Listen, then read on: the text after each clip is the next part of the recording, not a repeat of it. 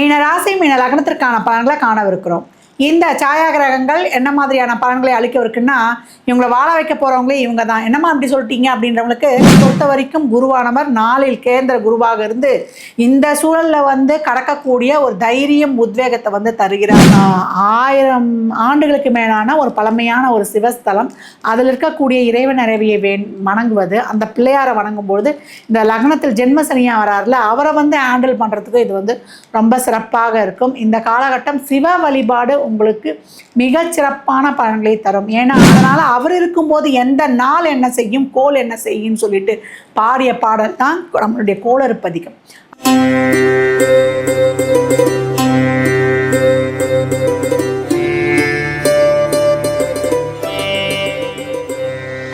ஓம் சரவண பவ. பாலும் தெளிதேனும் பாகும் பருப்பும் இவை நாளும் கலந்துனக்கு நான் தருவேன். கோலம் செய் துங்க கரிமுகத்து தூமணியே நீ எனக்கு சங்கத்தமிழ் 3 தா. ஜோதிட யுகம் யூடியூப் சேனல் அன்பர்கள் அனைவருக்கும் ஆர்த்திய சொர்ணலக்ஷ்மியின் ஆத்மா வணக்கங்கள். இந்த பதிவு ராகுகேது பயிற்சி ஆகிட்டாங்க இல்லையா? என்னம்மா எல்லா பயிற்சியும் டக்கு டக்குன்னு வருது, நாங்கள் எந்த பயிற்சியை தான் நாங்கள் கையாளுறது அப்படின்னு கேட்குறீங்க. இந்த கர்ம கிரகங்கள்னு சொல்லக்கூடிய சனி, ராகு, கேது, குரு இவங்க 4 தான் கர்ம கிரகங்கள். இதில் மிக முக்கியமானவர்கள் யாருன்னு கேட்டிங்கன்னா, நம்ம பிக் பாஸ்ன்னு சொல்லக்கூடிய இந்த ராகு கேதுக்கள் தான். நம்மலாம் சனிப்பெயர்ச்சியை கண்டு அஞ்சுகிறோம், அந்த மாதிரி அஞ்ச வேண்டிய அவசியமே கிடையாது. அன்றாட வாழ்க்கையில் 24/7 நம்மை எப்போ பிக் பாஸ் மாதிரி ஓட முடியாது, ஒளிய முடியாது, அப்படி நம்மளை கண்காணிக்கக்கூடியவர்கள் இந்த சாயா கிரகங்கள் அப்படின்னு சொல்லக்கூடிய இந்த நிகழ்கிரகங்கள் தான். இவங்க ஒரு ஃப்ராக்ஷன் ஆஃப் செகண்ட், கண்ணிமைக்கும் நேரத்தில் என்ன வேணாலும் செஞ்சிடலாம். உங்கள் வாழ்க்கையில் மிகப்பெரிய மாற்றங்களுக்கும் இவங்க தான் காரணம். ஒரு அதல பாதாளத்தில் போகிறீங்கன்னா அதுக்கு காரணமும் இவர்களே. அப்போ நம்ம ஒரு ஸ்ரத்தையாக, ஒரு நேர்மையாக, ஒரு நியாயமாக நம்ம எந்த காலகட்டத்திலையும் நல்வழியில் தான் பயணிக்கணும். அதுக்கு தான் நம்ம முன்னோர்களே சொல்லியிருக்கிறாங்க. இப்படிப்பட்ட சாயா கிரகங்கள், இந்த நவகிரகங்கள் இருக்கு இல்லையா, அதில் மற்ற கிரகங்கள் செய்ய வேண்டிய வேலையை இவங்க வருகின்ற ஒவ்வொரு 1.5 வருடங்களில், அதாவது 18 மாதங்கள் அவங்க சஞ்சாரிப்பது ஒரு ராசியில், அதுவும் நேர்கதியில் கிடையாது, நம்மளுக்கு எதிர்மறையாக சுழலக்கூடியவர்கள். அந்த மாதிரி சஞ்சாரிக்கக்கூடிய காலகட்டங்களில் அவங்க எந்த பாவத்தில் வராங்களோ, இப்போ எங்கே வராங்க, கும்பத்தில் வராங்க, மீனத்திலிருந்து அவங்க எதிர்மறையாக. அதே போல் இங்கே பார்த்தீங்கன்னா அவங்களுக்கு கன்னியிலிருந்து இப்போ சிம்மத்துக்கு போகிறாங்க. இந்த பாவம் இந்த 12 ராசிக்கும் ஒவ்வொரு பாவமாக வரும் இல்லையா? இப்போ 12 பாவங்கள் இருக்குது. ஒருத்தருக்கு 2ஆம் பாவமாக வரும், ஒருத்தருக்கு 4ஆம் பாவமாக வரும். அந்த பாவம் தொட்டு நம்ம செய்யக்கூடிய நல்லது கெட்டதெல்லாம் ரைட் அப் பண்ணிடுவாங்க. ராகு நேரடியாக பண்ணுவார், கேது மறைமுகமாக. அப்போ அவன் சைலண்ட்டாக பண்ணிட்டு போயிட்டான்ப்பா அப்படின்னு சொல்லுவோம் இல்லையா?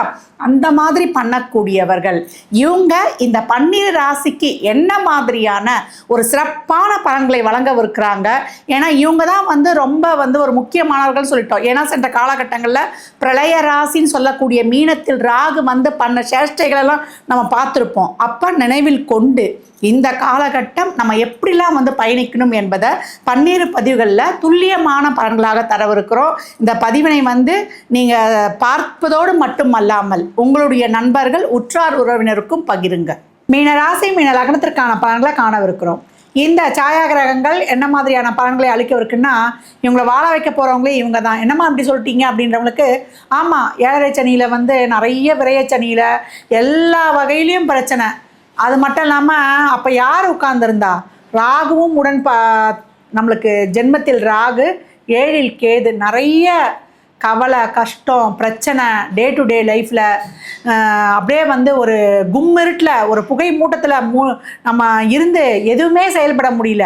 நிறைய குடும்பம் சார்ந்த பிரச்சனை, உறவுகள் சார்ந்த பிரச்சனை, உடல் வருத்தம், மன வருத்தம், தொழிலில் பிரச்சனை, பொருளாதார பிரச்சனை, உடல் ஆரோக்கிய குறைபாடு, இப்படி பலவித பிரச்சனைகளை சந்தித்து கொண்டிருந்தவர்களுக்கு இப்போ ராகு அங்கேருந்து நகர்ந்து வந்தது பெரிய விமோச்சனம் கிடச்சிருச்சு அப்படின்னு சொல்லலாம். இந்த பக்கம் 7இல் இருக்கக்கூடிய கேதுவும் நகர்ந்து 6க்கு போயிட்டார். இப்போ ஜென்மத்தில் சனி மட்டும்தான் உட்கார்ந்துருக்கார். நம்மளுக்கு இந்த காலகட்டம் கண்ணே தெரியாமல் ஒரு இருட்டில் இருந்ததுக்கும் இப்போ தலையில் மட்டும் வெயிட் இருக்கிறதுக்கும், ஏன்னா சனி இருக்கிறார் அதை மறந்துடக்கூடாது. இப்போ தலையில் மட்டும்தான் வெயிட்டு. இப்போ நம்மளுக்கு வந்து எல்லாத்துலேயும் இருந்த தடைகள் நீங்கிடுச்சு. நம்ம போகக்கூடிய பாதை வந்து இப்போ தெளிவாக தெரியுது அப்படின்னு வந்து சொல்லலாம். இப்போ தலையில் வெயிட் இருக்கிறதுனால நம்மளால் வந்து வேகமாக நடக்க முடியாது, மற்றபடி நம்ம செயல்பட்டுக்கலாம் அப்படின்ற ஒரு சூழல் வந்து இப்போ உருவாக்கி இருக்குது. தொழிலில் வந்து நல்ல மாற்றங்கள் வந்து இப்போ உண்டாகும். உங்களை பொறுத்த வரைக்கும் குருவானவர் 4இல் கேந்திர குருவாக இருந்து இந்த சூழலில் வந்து கடக்கக்கூடிய ஒரு தைரியம் உத்வேகத்தை வந்து தருகிறார் அப்படின்னு சொல்லலாம். இது வரைக்கும் வந்து நிறைய கடன் ஆயிடுச்சுமா, அந்த கடனெல்லாம் நான் எப்படி சமாளிக்க போகிறேன்றவங்களுக்கு குருவுடைய பார்வை உங்களுக்கு வந்து ரொம்ப சிறப்பான ஒரு வருமானத்தை கொடுத்தோம் அப்படின்னு வந்து சொல்லலாம். ஏன்னா இது வரைக்கும் பட்ட கஷ்டங்கள், வலிகள், வேதனைகளுக்கெல்லாம் வந்து அவர் வந்து நிறைய ஒரு ஆறுதலை தரப்போகிறார். தொழிலை கொடுக்க போகிறார். இது வரைக்கும் தொழில் இல்லை, தொழிலை விட்டுட்டு வந்துட்டவங்களுக்கெல்லாம் இப்போ நல்ல ஒரு தொழில் வாய்ப்பு கிடைக்கும். தொழிலுக்காக ஒரு இடம்பெயர்வு, தொழிலுக்காக ஒரு அலைச்சல் திருச்சல் இதெல்லாம் இருக்கும். இதெல்லாம் ஏற்றுக்கொள்ளணும். இல்லை நான் தொழிலுக்காக அலையலாம் மாட்டேன், எனக்கு கஷ்டமாக இருக்கும்னீங்கன்னா உங்களுக்கு வந்து ஒரு வருமானமும் இருக்காது. உங்களுக்கு இருக்கிற வேலையும் போயிட்டு நம்ம சும்மா உட்காந்துருக்க வேண்டியதுதான். இந்த காலகட்டம் தொழிலில் நல்ல மாற்றங்களை கொடுத்து நல்ல வந்து ஒரு வருமானத்தை கொடுத்து இந்த இருக்கிற கடனெல்லாம் கட்ட வைப்பார். ஏன்னா விரயஸ்தானத்தை பார்க்குறாரு. அந்த விரய ராக என்ன பண்ணோன்னா உங்களுக்கு கண்டிப்பாக ஒரு விரயம் இருக்கும். கையில் வந்து இப்போ காசு இருக்கக்கூடாது. இந்த காசை எடுத்துகிட்டு போய் ஒரு இடத்துல போட்டுடணும். ஆனால் அந்த காசை வந்து இப்போ நீங்கள் அனுபவிக்க முடியாது. அதற்கேற்றாற் போல் ஒரு இன்ஸ்டால்மெண்ட்டில் ஒரு வீடு வாங்குறது, ஒரு முதலீடு பண்ணிக்கிறது, இல்லை பிள்ளைங்க படிப்புக்காக ஒரு அதிகப்படியான செலவை ஏற்படுத்துவது, இதையெல்லாமே ஏற்படுத்தி கொடுத்துரும் அப்படின்னு வந்து சொல்லலாம். இந்த காலகட்டம் மேலதிகாரி, உடன் பணிபுரிபவர்கள் இவர்களையெல்லாம் வந்து நம்ம வந்து சிறப்பாக வந்து ஒரு பக்குவமாக கையாண்டுட்டு வந்துடணும். உடல் ஆரோக்கியத்தில் கவனம் இருக்கணும். உஷ்ண சம்பந்தப்பட்ட நோய்கள், வயிற்றில் தேவையில்லாமல் இருக்கக்கூடிய உபாதைகள் இந்த காலகட்டம் அதிகமாகுவது, அதெல்லாம் கொஞ்சம் வந்து பார்த்துக்கொள்ளணும். முட்டி வலி, முழங்கால் வலி இதையெல்லாம் பார்த்துக்கணும். உடம்புல வந்து கால்சியம் சத்து குறைவில்லாமல் இந்த காலகட்டம் பார்த்து கொள்ளணும். நல்லா ஆயில் புல்லிங் பண்ணுறது, கொள்ளு உணவில் எடுத்துக்கொள்வது, நம்மளுடைய கழிவுகள் சிறப்பாக வெளியேறுதா அதில் வந்து ஒரு கண் இருக்கணும், அதை மட்டும் பார்த்துக்கணும். சித்தர் ஜீவ சமாதி வழிபாடெலாம் செய்யும்பொழுது உங்களை சிறப்பாக கடக்க வச்சிடும். ஏன்னா சோம்பேறித்தனத்தை மட்டும் இந்த காலகட்டம் நீக்கணும். நிறைய ஒரு தடவை முயற்சி போட்டு உடனே காரியம் நடக்கலாம்னு நினைக்கக்கூடாது. அதிகப்படியான முயற்சிகள் தேவைப்படுது அப்படின்றது தான் அந்த கிரகங்கள் சொல்லுது. ஏன்னா 7.5 சனியில் வந்து ஒரு சாதனைலாம் பண்ணிட்டீங்கன்னா அது வாழ்நாள் முழுவதும் அதற்கான வெற்றி வாய்ப்புகள் உங்களுக்கு வந்து சிறப்பாக இருக்கும். ஒரு தொடர் வருமானத்தையும் கொடுத்துரும் அப்படின்னு வந்து சொல்லலாம். இந்த காலகட்டம் மீன ராசி லக்னக்கார அன்பர்களுக்கு நல்ல ஒரு வேலை வாய்ப்பு, வேலையில் வந்து ஒரு மிகச்சிறப்பான ஒரு மாற்றங்கள், நீங்கள் எதிர்பார்க்கக்கூடிய மாற்றங்களை கொடுத்துரும். இது வரைக்கும் வரவே இல்லாமல் வெறும் கடனாளியாக மாறினீங்கன்னா வரவுக்கேற்ற செலவு இருக்குது. எவ்வளோ பணம் வந்தாலும் அந்த செலவு வந்து ஒரு சுப விரயமாக இருக்கக்கூடிய வாய்ப்பு. தேவையில்லாத செலவுகளை எல்லாம் மட்டுப்படுத்திடுவார். இந்த குரு வந்து அதுதான் உங்களுக்கு வந்து இப்போ ரொம்ப ஒரு பெனிஃபிட் பண்ணி கொடுக்குறது. தேவையில்லாத செலவுகள் மட்டுப்பட்டு உங்களுக்கு நல்ல ஒரு தொழில் வாய்ப்பை கொடுத்து உங்களுக்கு ஒரு சுப விரயங்களாக மாற்றி கொடுக்கறது தான் பண்ணுறாரு. அதற்கேற்றாற்போல் ராகு கேதுவும் வந்து உங்களுக்கு செய்யக்கூடிய முயற்சிகளில் வந்து இனிமேல் தடை இல்லாமல் என்ன கூடுதலாக எஃபர்ட் போடுங்க. இருக்கக்கூடிய தடைகள் நகர்ந்தது, நல்ல ஒரு பாசிட்டிவ் திங்கிங், தெளிவான திங்கிங்கு, அந்த நேர்மறை எண்ணங்கள் அதிகப்படியாகி இந்த அழுக்குகள்லாம் போய் ரொம்ப தெளிவாக இருக்கிறீங்க அப்படின்றத வந்து சுட்டி காட்டுது.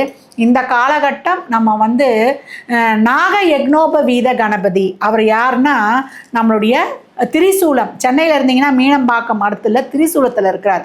அவர் வந்து பாம்பையே வந்து பெல்ட்டாகவும் பூணுலாவும் போட்டிருப்பார். அந்த பிள்ளையார் வந்து அவ்வளோ விசேஷமானவர். அந்த பிள்ளையாரை வந்து வணங்குவது, அந்த பிள்ளையார் அந்த கோயில் வந்து ரொம்ப பழமையான ஆலயம். 1000 ஆண்டுகளுக்கு மேலான ஒரு பழமையான ஒரு சிவஸ்தலம்.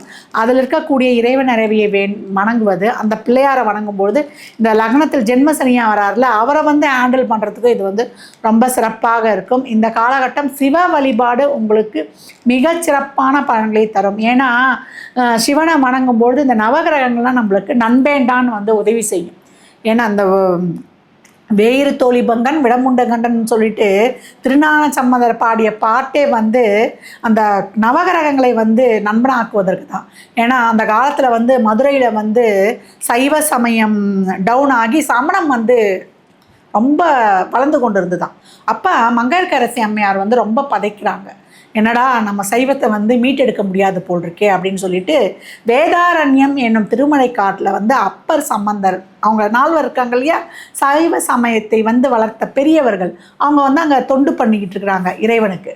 அப்போ இந்த அம்மா வந்து புலச்சிறையார் மூலியமாக அவருக்கு தூது அனுப்புகிறாங்க. யாருக்கு? நம்ம திருஞான சம்பந்தருக்கு.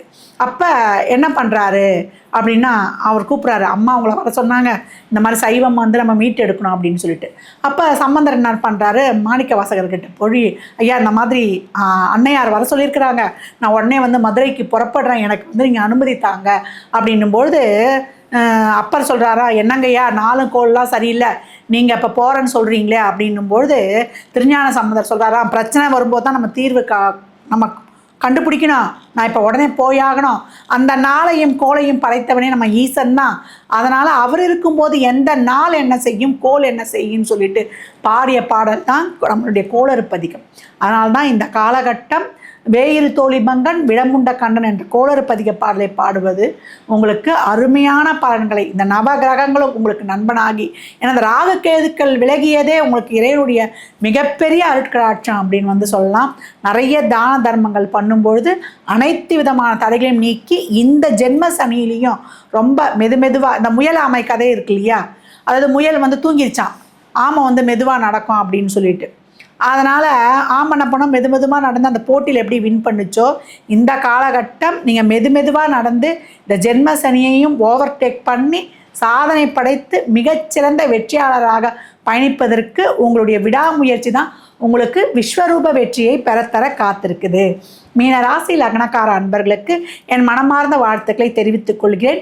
இறைவனை மட்டுமே சரணாகதி அடையுங்கள். உங்கள் வாழ்க்கையில் அற்புதமான மாற்றங்களும் பலன்களையும் பெறக்கூடியதற்கு இதைவிட வேறு சிறந்த மார்க்கம் கிடையாது. 12 ராசிக்கும் உரிய துல்லியமான பலன்களை வந்து நம்ம தனித்தனி பதிவுகளாக பார்த்துருக்குறோம். இந்த 12 ராசிக்காரர்களும் இந்த ராகக்கேதுவை வந்து எப்படி சிறப்பாக ஆக்டிவேட் பண்ணிக்கிறது அப்படின்றவங்களுக்கு, நம்ம ராக காலம் யமகண்ட இதை கண்டு தானே நம்ம அஞ்சுறோம். இந்த ராகக்கேதுகள் தான் நம்மளுக்கு தீர்க்க முடியாத நடக்க முடியாத பிரச்சனைகளை எல்லாம் நடத்தி தருபவர்கள். அப்போ இந்த ராக காலத்திலையும் கேது கூறிய யமகண்டத்திலையும் சிறப்பான அமிர்த நேரம்னு ஒன்று இருக்குது. இப்போ நிறைய விஷயங்கள் வந்து தடைபடுது, எங்களுக்கு தொழில் தடைபடுது, திருமணம் தடைபடுது, எங்களுக்கு ஒரு குழந்தை பாக்கியம் இல்லைன்றவங்கலாம் இந்த அமிர்த நேரத்தை வந்து எடுத்துக்கொள்ளலாம். இந்த அமிர்த நேரம் என்பது ராகு காலத்தில் வரக்கூடிய கடைசி 24 நிமிடம், அதே போல் யமகண்டத்தில் வரக்கூடிய கடைசி 24 நிமிடம். உங்கள் ஜாதகத்தில் இந்த ராகக்கேதுக்கள் யார் உங்களுக்கு எதுக்கு பாசிட்டிவாக இருக்கிறாங்க, பொருளாதாரத்திற்கு பாசிட்டிவாக இருக்காங்களா, இல்லை திருமணம் குழந்தை பாக்கியத்திற்காக பாசிட்டிவாக இருக்காங்களா என்பதை பொறுத்து நம்ம அந்த நேரங்களை யூஸ் பண்ணிக்கலாம். இந்த காலகட்டம் இந்த ராகக்கேதுக்கள் சிறப்பாக உங்களுக்கு ஆக்டிவேட் செய்வதற்கு கேதுக்குரியவரே நம்மளுடைய விநாயக பெருமான் தான், ராகுக்குரியவங்களே துர்கை தான். அப்போ ராகு காலத்தில் நம்ம துர்கையை வழிபடும் பொழுது செவ்வாய்க்கிழமை நமக்கு மாலை 4 to 4:30, அதே போல் வெள்ளிக்கிழமை 11:00 நம்மளுக்கு 12 வரைக்கும் வரக்கூடிய அந்த அமிர்த நேரத்தில் துர்கையை வெறும் நெய் தீபம் போட்டு இல்லை நல்லெண்ணெய் தீபம் ஏற்றி, இந்த எலுமிச்சம்பழம் கட் பண்ணிலாம் போடக்கூடாது, எலுமிச்சம்பழத்தை கட் பண்ணாலே பவர் போயிடும், அது ராஜக்கனி. அந்த மாதிரி நம்ம வெறும் தீபத்தை ஏற்றி குங்கும அர்ச்சனை செய்து அந்த குங்குமத்தை வந்து நம்ம நெற்றியில் இட்டுக்கொள்ளும் பொழுது இல்லை எடுத்துக்கொண்டு போகும்பொழுது மிகச்சிறப்பான வெற்றி வாய்ப்புகளை பெற்றுக்கொள்ளலாம். நம்ம கண் திருஷ்டி எல்லாம் போயிடும். இந்த நேரங்களில் நம்ம வந்து நிறைய தான தர்மம், நம்ம சித்ரா அன்னங்களை வந்து கொடுப்பது, அதே போல் எலுமிச்சம்பழத்தை வந்து உதிரியாக கொடுப்பது, எவ்வளோக்கு எவ்வளோ எலுமிச்சம்பழத்தை வந்து உங்கள் நடக்கக்கூடிய தசாபுதிகளின் எண்ணிக்கையை கொடுக்கலாம். அப்படி இல்லை 33 எலுமிச்சம்பழமாகவும் ஒரு மஞ்சள் குங்குமம் பேக்கெட்டோட கொடுக்கலாம். கொடுத்து கொண்டு வரும் பொழுது இது ரொம்ப சிறப்பாக வேலை செய்யும்.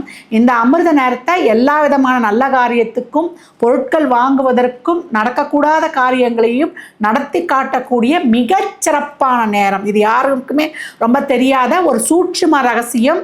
இது நான் என்னுடைய வாடிக்கையாளர்களுக்கு மட்டும்தான் சொல்கிறது. நம்முடைய ஜோதிட யுகம் அன்பர்கள் வந்து பயன் பெறணும் என்பதற்காகவே இதை வந்து இங்கே பதிவிட்டிருக்கேன். இந்த ராகு உங்களுக்கு பாசிட்டிவாக ஆக்டிவேட் ஆகுதா, கேது உங்களுக்கு பாசிட்டிவாக ஆக்டிவேட் ஆகுதா இருந்தாலும் உங்கள் சுய ஜாதகத்தை ஆய்வு செய்யும்போது தான் நம்ம அறிந்து கொள்ள முடியும். மேலும் வந்து நீங்கள் இந்த கிரகப்பெயர்ச்சி காலங்களில் இப்போ நம்ம மேஷ ராசி, சிம்ம ராசி, அதே போல் கும்ப ராசி இவங்கெல்லாம் வந்து இந்த காலகட்டம் திருநாகேஸ்வரம், திருப்பாம்புரம், காளஹஸ்தி இதெல்லாம் சென்று வருவது, இல்லை அனைத்து ராசிக்காரர்களுமே சென்று வரும்பொழுது அங்கே போய் சர்வசாந்தியும் பண்ணிக்கொள்ளலாம். அதனால் ஒன்றும் தவறு கிடையாது. இல்லை அந்த ஆலயங்களை வந்து நம்ம போயிட்டு வந்தாலே, நம்ம சென்று வந்தாலே அதற்குரிய ஒரு பாசிட்டிவ் வைப்ரேஷன் எல்லாம் நம்ம பெற்றுக்கொள்ளலாம். ராகு கேதுனாலே சர்ப்பம் தான். அந்த மாதிரி இந்த பாம்பு பிடிப்பவர்களுக்கெல்லாம் ரொம்ப ஏழ்மை நிலையில் இருப்பாங்க. அவங்களுக்கு இயன்ற உதவிகளை வந்து நம்ம செய்யும்பொழுது ரொம்ப சிறப்பாக வந்து இவங்களை பாசிட்டிவாக ஆற்றிக்கொள்ளலாம். அதே போல் யாரும் மற்றவர்களுக்கு நம்ம உதவி பண்ணும்பொழுது அது எந்த வகையிலையாவது அன்னதானம், பொருளுதவி, மருத்துவ உதவிலாம் பண்ணலாம். மிருகசீரிஷம், ரோகிணி, ஆயில்யம் இந்த நட்சத்திரம் வரும் நாட்கள்லாம் நம்ம உதவி செய்யும் பொழுது இந்த ராகு கேதுக்களை மிகச்சிறப்பாக ஆக்டிவேட் பண்ணி சாதிக்க முடியாத சாதனைகளை செய்து வெற்றி பெறலாம். ஏன்னா கண்ணிமைக்கும் நேரத்தில் மிக சிறப்பான பலன் சொல்லுவாங்க இல்லையா, திடீர்னு அவன் வந்து மிகப்பெரிய கோடீஸ்வரன் ஆயிட்டான் அப்படின்னு சொல்லிட்டு, அதெல்லாம் செய்யக்கூடியதெல்லாம் இந்த ராகு தான். அதனால் நைசர்கிய பலத்தில் பலம் வாய்ந்த கிரகங்களே இவங்க தான், பிக் பாஸ் இவங்களுக்கு, அதுக்கு தான் டைட்டிலே. அதனால் இந்த ராகு கேது பயிற்சியை வந்து சாதகமாக்கி நீங்கள் அருமையான பலன்களை பெற்றுக்கொள்வதற்கு இந்த வழிபாடுகளையும் வாழ்வியல் செயல்பாடுகளையும் பயன்படுத்தி உங்கள் வாழ்வை வளமாக்கிக் கொள்ளுங்கள்.